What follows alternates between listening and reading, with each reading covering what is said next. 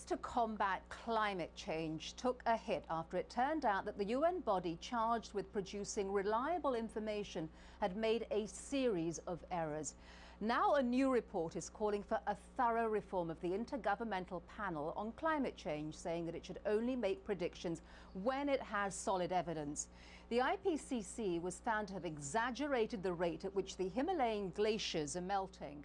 It said that they could disappear by 2035 when they're actually melting at a slower rate and aren't likely to disappear this century.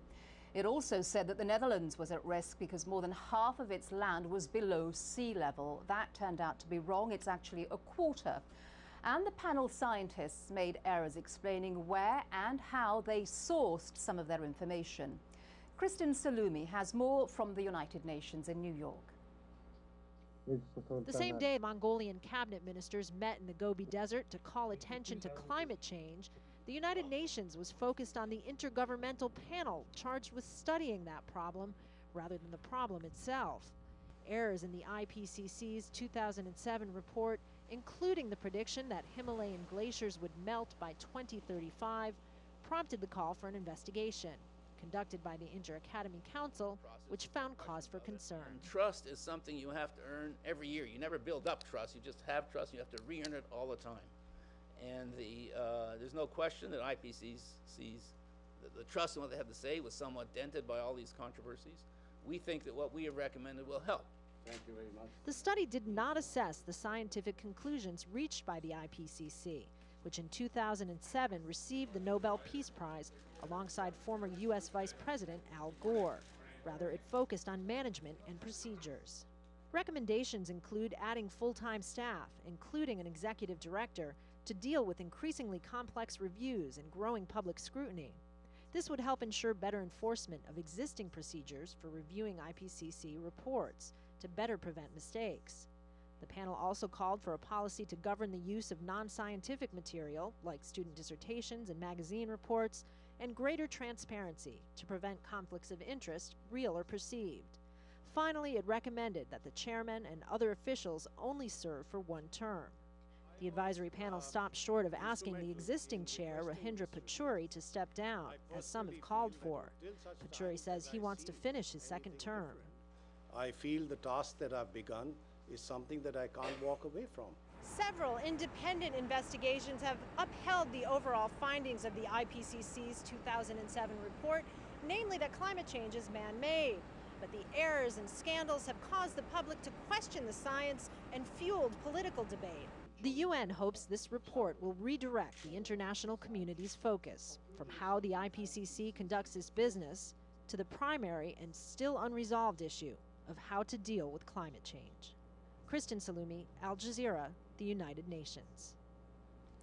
Well, let's talk about what all of this means. And joining me is Rick Piltz, the director and founder of Climate Science Watch, a non-profit group that's based here in Washington, D.C. Thank you very much for joining us on the program.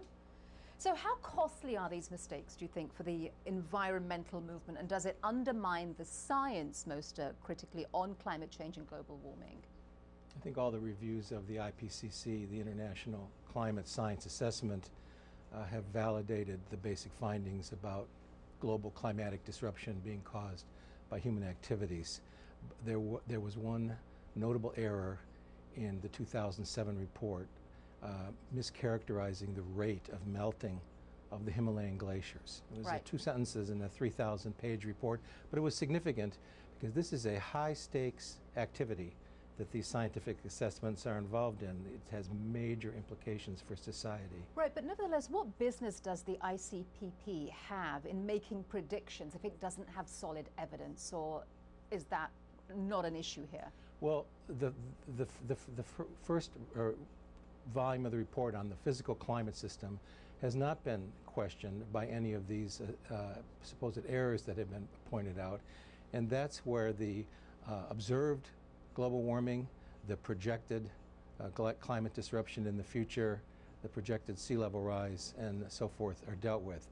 The volume of the report that seemed to have a few errors in it was the one that characterized the impacts, the likely adverse impacts. And one thing that's happened is There's so much attention to being paid to these reports now that the lead authors had 90,000 review comments to deal with. It's a bit overwhelming, and they did not always do a perfectly rigorous job on sourcing and so forth. And that I all also needs to read be that fixed. They probably don't have enough people there to deal with all of this. Well, I mean, it comes down to some human error. This was a 20th century institution in the 21st century with high stakes and with a lot of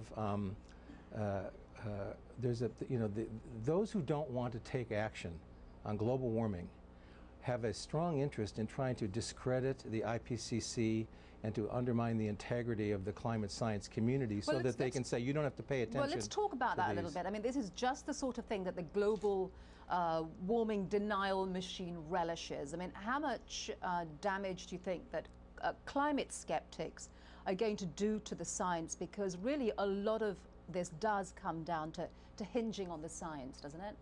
Well, it does, but I think that the corporate and political elites understand what the scientists are saying. It's just that there are some very powerful interests that do not want to see a strong climate policy, do not want to have greenhouse gases regulated, and part of their attack is to support this global warming denial propaganda campaign that wants to question the climate science community and say, well, this is all fraudulent and you don't have to pay attention to what these scientists are saying.